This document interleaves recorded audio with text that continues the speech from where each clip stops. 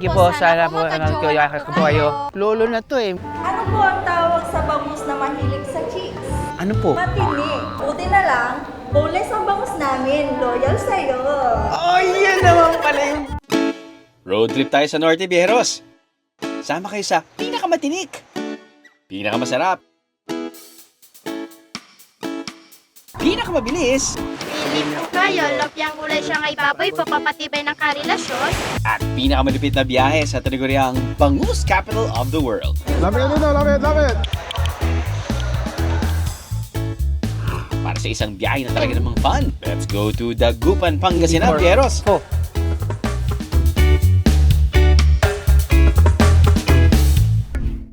Sa isda, hindi lang tinik ang tinatanggal, pati ang kaliskis. Pero dito sa palengke ng Dagupan, may ibang klase ng kaleskes na hindi sa isda makikita, kundi sa sabaw.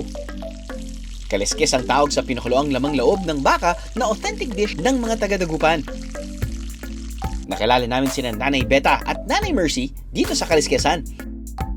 Ang magtiyahing yan, mula lang naman sa pamilya na pinakaunang nagtinda ng kaliskes sa buong Dagupan. Ito po ba yung world famous kaliskes? Ano po ba ang mga ingredients ng kaliskes? Yung mga bituka, Bituka. sa kapali, sa kalaman, buto. Ito, bituka. May bituka? Oh, sa ito, pali. Pali? Ano po yung sabi? Lapay po. Lapay. Lapay. Ito po. Pancreas. Pancreas. Saka ito, laman. Kada order, magkano po yun? 50. 50 pesos. Pakukulan ng 5 oras ang mga lamang loob. Para makatipid, ginagamitan ito ng kahoy na panggatong. Pwedeng pumili ng laman loob ang customer. Tsaka ito lalagyan ng iba pang pambalasa.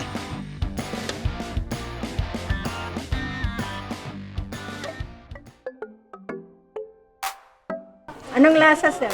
Well, dahil nilagyan ko ng kalamansi, medyo umasim siya, no? Pero, tas naglagay tayo ng sili, may kagat. Pero kung minsan yun talaga hinahanap natin, yung asim, yung anghang, pati yung, alam mong matagal na pinakuluan na karne. Kasi galing din yan sa buto. Tama po? Ah, walang buto. Puro laman loob. Basta dito, ito lang, laman. Yan lang talaga.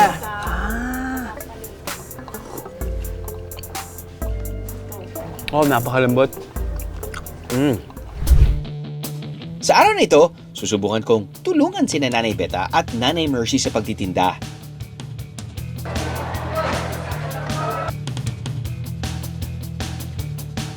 Saan ko po lalagay? Doon sa lamesa. Ah, doon! Baka mapasok po kayo eh. Ganun pala yun. Thank you, bro. Ito talagang, parang gusto ko talagang kumuha ng talagang totoong fork eh. Parang feeling ko pho lang ito, hindi fork. Pho. Sabaw, sir. Doon na lang po. Ah, okay. Mainitan ng Ah, okay. Baka mapasok kayo eh. So, lalagay ko po dito. Yan, oh. Sa kayo lagyan ng sabaw. Lagyan po natin ng sabaw. Oo. So, kukunin ko po dito. Opo. Tapos nun, lalagay ko sa ulo niya. Ay, siya! Mainit. Mainit. Mapapaso siya. Yan. Yan. Yan. Gusto kong order ng pali po. Pali. Pali, yung pancreas po. Pancreas po. Pancreas. Ay, yung pancreas. Yung pancreas.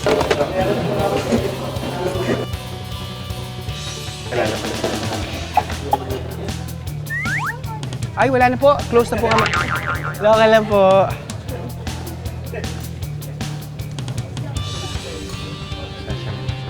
Yes, ma'am. Hindi na po. Ma'am, ano po sinabi niya? Sino po si Losa? Sino po? Ano po yan? Valenteroso. Yung large intestine. A large intestine.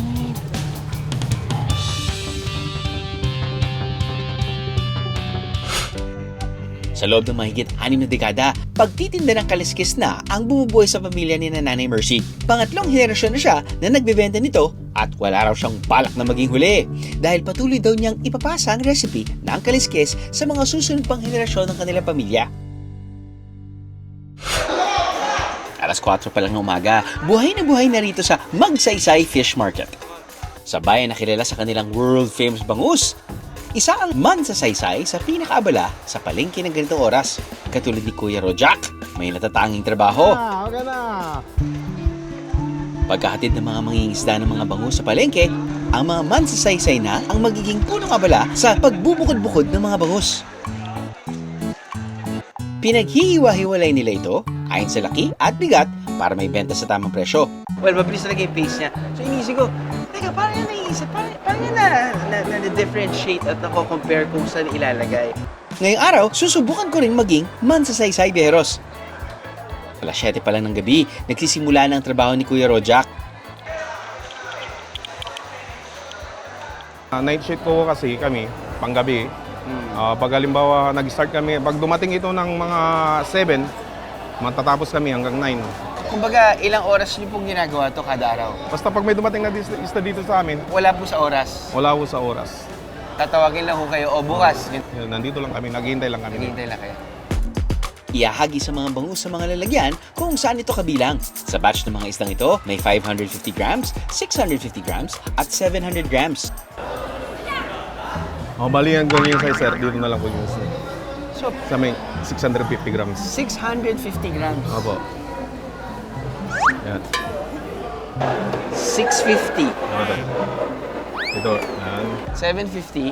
750, Ay, 600, 700 to 750. 750. Yung paghagis ba dapat hindi pa ganyan? Basta Hindi ganyan. hagis lang ka ng hagis. Basta hagis ka lang ng gano'n. Oo, basta hagis ng hagis. Ito, 700. 700. Sa aking pagsalang, 3 sizes lang ang kinailangan kong pagpilian. Pero para sa mga pro katulad ni Kuya Rojak, umaabot sa 7 sizes ang kailangan nilang pagbukod-bukurin. Tagal mo lang. Kung gaano kabilis kumilos sa mga mansasaysay sa Magsaysay Fish Market, ganon din naman kabilis magsalita ang mga dalagang ito para makaubos ng paninda sa Tondaligan Beach. Bili po kayo, lumpiang gulay siya ngay baboy po, pampatibay ng karelasyon. Bili na po kayo, kay dalawa lang po para makabinta lang po kami ang gwapo-gwapo niyong aportista. Kuya, ilaw ka ba? Kasi nakakasing kagapuan niyo. Bili na po kayo, kay dalawa po para makauwi na po kami. Kayo lang pinapitan namin na gwapo. Panyo nga po si Tom Cruise. Kaya hindi niyo po sila kamukha, gwapo pa rin po kayo. Bili na po kayo, kahit dalawa lang po. 15. Pwede ba 20? Yan. Saan po? Lumpiang gulay siya ngay baboy. Magkaiba po kasi kami ng benta. Ano po ba yung pinaka-bestseller nyo? Parehas lang. Uy! Ikaw lang nagsalita. Bili na po kayo. Pag natikman nyo to, magtatagal kayo ng asawa nyo hanggang sa pagtanda nyo po. Dumating na ba yung mga AI? Ay. Thank you. Wala po kaming barya. Galing yung style niyo, ah. Okay lang, keep the change. Thank you po. Sana po magkajowa na po kayo. Apat na nga yung anak ko. Nababasag ang katahimikan sa Tondaligan Beach kapag nagsimula ng magtinda ang mga dalagang ito. Bili po kayo. Lumpiang gulay siya ngay baboy po. Papatibay na karelasyon. Meet Ronalyn and Jovelyn, ang magkapatid na sikat ngayon online dahil sa post na ito ng turista na bumili sa kanila. Sa ngayon, may 10 million views lang naman ang video na kinagigiliwan ng karamihan dahil sa kanilang pangmalakasang mga banat. Ang kanilang inilalako na lumpiang gulay at Shanghai baboy, gawa mismo ng kanilang nanay.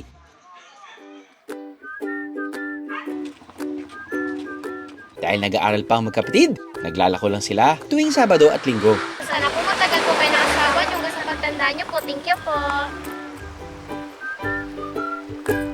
Well, sino nakaisip na sabay kayong magsalita at magmukha kayong alien? Ay, hindi naman mukhang alien. Parang tunod nyo, parang alien. Para naman, oh, ikaw. So yung mismong script, ikaw din. Nagsasabay lang Nagsasabay lang kayo. Bakit mo naisip na ganun yung magiging style nyo sa pagbibenta? Para po may mapasaya kaming may makabenta po kami. Para ka makabenta. Tapos dito talaga sa Baywalk, sa beach. Opo. Hanggang doon po sa dulo. Tapos Doon sa dulo. Sa bilis nila magsalita, kakayanin ko kayang sumabay sa kanila. Gulay, Shanghai Shanghai baboy, pampatibay ng relasyon. Pag Bili na, natik. pagnatik. Bili Bili na po kayo. Lumpiang gulay siya ngay baboy po, pampatibay ng karelasyon. Bili na po kayo, kay dalawa na po para makabinda po kami ang ganda-ganda nyo nga po. Bili po kayo, lumpiang gulay siya ngay baboy po, pampatibay ng karelasyon. Bili na po kayo. kay dalawa na Lang po po, para kay parang makabinda uwi. na po kami. Ni, Ang gwapo-gwapo nga nyo nga po para artista. Thank you po. Sana po, magkajowa ko po kayo. Lolo na to eh. Magkakajowa pa ba to? Sa dami na nagtitinda rito sa Tondaligan Beach, talaga namang standout ang magkapatid na sina Ronalyn at Jobelyn sa kanilang estilo. Bet mulo talaga ang mga pakulo ng mga kabataan ngayon, no?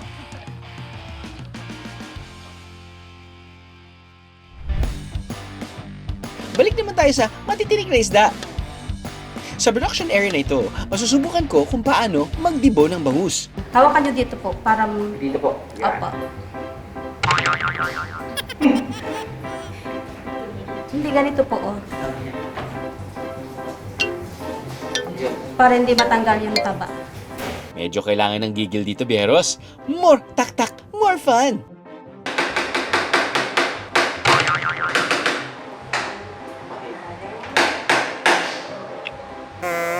So, Nay, hindi po talagang totally nawawalang lahat ng... Opo, hindi Tinik na. perfecto. Opo, mayroon din naiiwan. Kumbaga wala pong perpekto. Walang perfecto dito. Pero Ito yung na yung mga naiwan, ito na yung hindi na masakit. Hindi na po. Nakakain na. Opo. Mukhang hindi na nakatiis si nanay. Dapat daw pala iniikot. Okay, give me another chance, Bieros.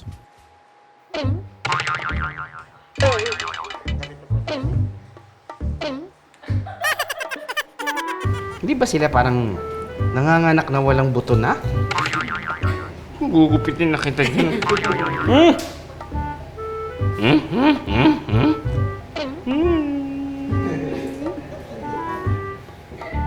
Naglaro. Diba? Oh. See? Yung dating 700 grams, tinanggal na natin yung loob. Tinanggal na natin yung buto. 200 grams na lang. Isipin nyo na lang, kapag kakain kayo next time ng daing na bangus, kailangan ma-appreciate nyo kung paano ginagawa yung daing na bangus. Kaya props to them. Magmamanok na lang ako. Ang mga boneless bangus, ginawa nila ng iba't ibang variety. Kaya ng pesto, chili garlic, at Asian steak. Meron din silang ready-to-eat bottled bangus. Mabilis ang pasta? Say no more! Ang kanilang vacuum-sealed frozen boneless bangus at bottled bangus may shelf life na 1 hanggang 2 taon. Pero hindi lang sa mga produktong yan nagtatapos ang kanilang mabuting ideya. Para sa negosyong ito, pinaka-importante raw ang kanilang advokasya. Noong 2016 kasi nakaikot kami sa lahat ng barangays ng Dagupan, 31 barangays yun. Nakita namin na lahat may bangus business. Tapos nakita rin namin na may mga PWDs na hindi sila productive. Kami ng husband ko, naisip naming mag-start ng bangus business na ang kukunin naming mga empleyado ay PWDs. Bukod sa mga PWDs, sinama na rin namin yung mga underprivileged women ng aming community. Nang sa ganon, mabigyan din sila ng pagkakabuhayan. Isa sa kanilang mga empleyado si Kuya Julius. 8 taon na siya nagtatrabaho dito. Dati po akong karpintero po. Ako tulad yung pa ako. Paano po kayo? Aksidente po? Opo, aksidente. Nahulog po ako sa mula second floor to hanggang ground floor po. Bakit po kayo nahulog? Doon kasi itong may aftershock ng itong lindol. Dahil sa aksidente, kinailangan putulin ng isang paa ni Kuya Julius. Para mas mapadali ang trabaho, may customized table siya na mas mababa kumpara sa iba. Sa ganito paraan, pwede niyang gawin ang kanyang trabaho kahit nakaupo. Ano bang pakiramdam niyo na binigyan ho kayo ng trabaho dito? Masayang-masaya po ako, sir. Ang kainan namang ito, isa sa may pinakamaraming naimbentong recipe ng bangus. Alin kaya sa mga ito ang karapat-dapat bigyan ng award? Let's call in the contestants! Hi, sir. Hi! I'm Daing. Daing? Yes. Pangalan mo Daing? Yes, sir. Ah! Because I'm dying inside to hold you. Kubo! Ano po ba yung luto na yan? Bangus chili salted egg po. Bangus chili salted egg. Contestant number 2. Hi, sir. Hi, ma'am. Ano po ang tawag sa bangus na mahilig sa chicks? Bangus na mahilig sa chicks? Ano po? Matinik. Pero, buti na lang, boneless ang bangus namin. Loyal sa'yo. Oh, yan naman pala yung bali nun eh. Ito po ay bangus hickory barbecue with pineapple salsa. Hi, sir. Hi, ma'am. Fish ka ba?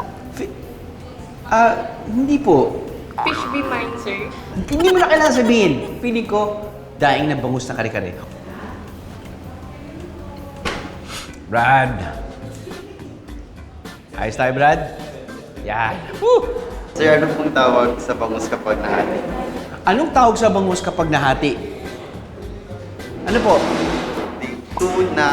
Tuna. Teka talaga, Marcel. Ano naman yung inanda mo sa akin ngayon? Bangus cordon bleu po. Pero parang nagkakaroon ng earthquake tong bangus na tong cordon bleu. It's like blowing my mind away, tong cordon bleu. Okay.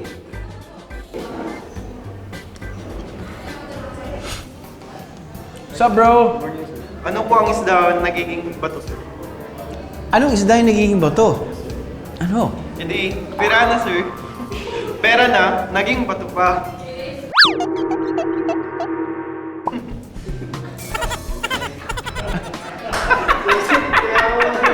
Ano yan, Pards? Ano po, kilawing bangus. Pwede rin pala. Hindi rin pahuhuli ang mga paandar na dishes gaya ng pinaputukang bangus at cheesy baked bangus. Hi, ma'am. Hi, sir. Napick up na natin. Bangus ka ba, sir? Bangus ako? Sa dami-dami na kinakain ko, parang nagiging bangus na ako. Naruta ka, sir. In Tagalog po. Mahal kita. Oh, wow!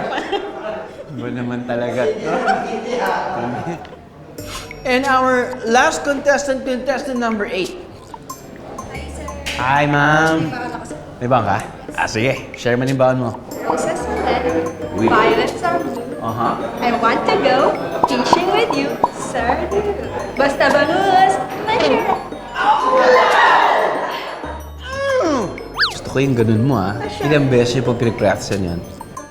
10 times! May earthquake lang. Nako, nakita ko. Yung ubo, pumunta na dito. Secret lang natin yun, sir.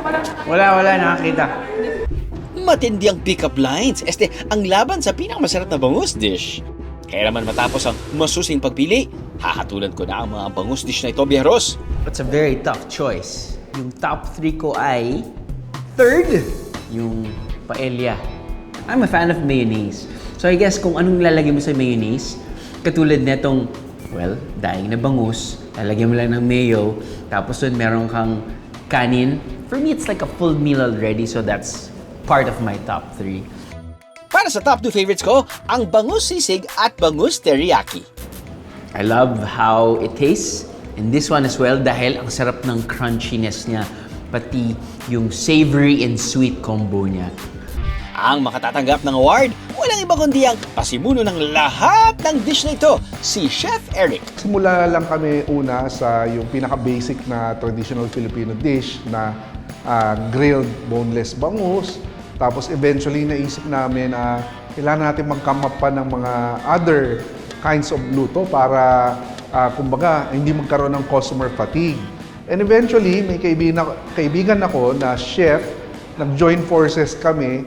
Nakalakhan ni Chef Eric ang iba't ibang luto ng bangus na made with love ng kanyang lola. At ngayon, naibabahagi na rin niya ang bangus sa maraming hapagkainan sa buong bansa dahil may mahigit 70 branches na ang kanyang negosyo. Kung palupitan at pabilisan lang din naman ang labanan, hindi na po huhuli ang 14 anyos na si Luke Morales. Sa murang edad, siya lang naman ang record holder na pinakamabilis na pag-ikot sa isa sa pinakamalaking indoor go-kart track sa bansa na matatagpuan sa Dagupan. May 17 turns ang 500-meter track na ito Ang ibang bisita natatapos ikutin ng isang lap ng truck na ito sa loob ng 50 to 60 seconds.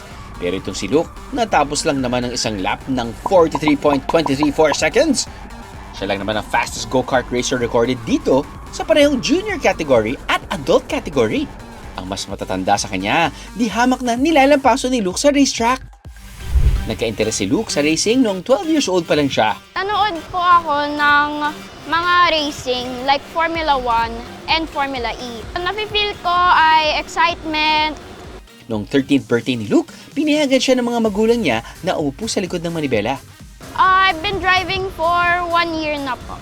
Yung expectation ko po bago ko mag-drive is hindi ako bibilis na instantly. And I have to progress for each level in karting. Pero with some learning, it's becoming easy. Kahit sa Maynila nakatira, dinarayo ni na Luke ang karting track na ito sa Dagupan para makapag-ensayo at maglaro. Para masiguradong nababalanse ni Luke ang pagmamaneho sa iba pang aspeto ng kanyang buhay, laging nakagabay si Mommy Danlin sa kanya. All out ang suporta ng kanilang buong pamilya sa tuwing may laban si Luke. The sport is really good. Pwede sa beginners, pwede sa mga adults, pwede sa mga kids, pwede sa lahat. Sa sobrang importante ng mga isda sa Dagupan, naisipan nilang itayo ang pinakaunang sementeryo para sa mga isda dito sa Pilipinas. Matatagpuan ang fish cemetery sa property ng Bureau of Fisheries and Aquatic Resources o BFAR. Ang pinakaunang nilibing dito, ang balyena na pinangalanan nilang Moby Dick. Noong 1999, namatay isang balyena mula sa Maynila, pero wala silang mahanap na pwedeng paglibingan nito sa syudad. Kaya naman din nila ang katawan nito sa Dagupan para mailibing. Sila na ang nagpangalan dito na Moby Dick, inspired sa bida ng isang American classic novel tungkol sa isang dambuhalang balyena. Katabi ni Moby Dick sa sementeryo ang iba pang aquatic animals na lumutang sa pampang ng Pangasinan, La Union at Manila. Pag may mga nagbi-beach o yung mga sumasampa po dito sa ating mga shorelines na mga endangered species like sea turtles, whales, sharks, dolphins po, ang unang-unang ginagawa ko ng Bureau of Fisheries and Aquatic Resources ay i-rehabilitate po sila. Dadalhin po sila sa isang lugar kung saan po is i-revive po natin sila or kakayaan ho nating makarecover ho sila. Kung manumbalik ang lakas ng mga ito, pakakawalan sila sa Lingayen Gulf, nakatabi lang ng compound ng BFAR. Pero kung sa kasamaang palad ay mamamatay ang mga ito, saka sila ililibing sa fish cemetery.